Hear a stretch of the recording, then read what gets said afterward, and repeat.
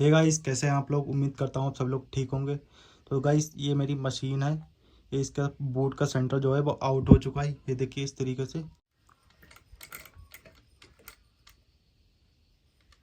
ये देखिए ये कितना ज़्यादा चिपक कर चल रहा है बोर्ड।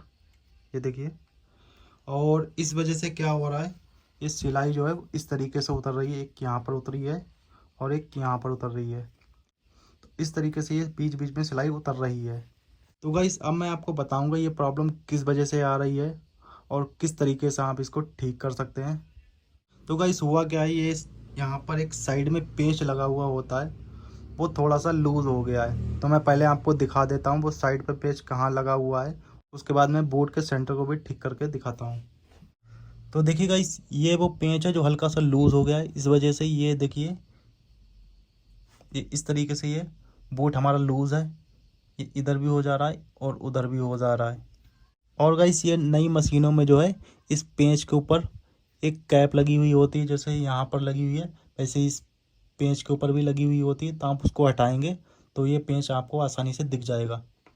तो गाइस, अब बोर्ड के सेंटर को मैं ठीक कर लेता हूँ। तो गाइस, अब इसके सेंटर को मिला लेते हैं। इसको बस आपको बीच में करना है इस तरीके से। इसके बीच का गैप जो है वो नीडल के बिल्कुल बीच में आना चाहिए। ये देखिए इस तरीके से। अब उसी पेंच को टाइट कर देंगे।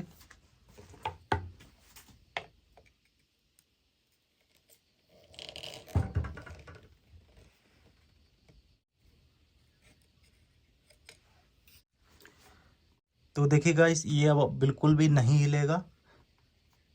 अब इस तरीके से ये बिल्कुल टाइट हो गया है और हमारे बीच का सेंटर भी ठीक हो गया है। तो गाइस, इसी तरीके से आप भी बोर्ड के सेंटर को ठीक कर सकते हैं।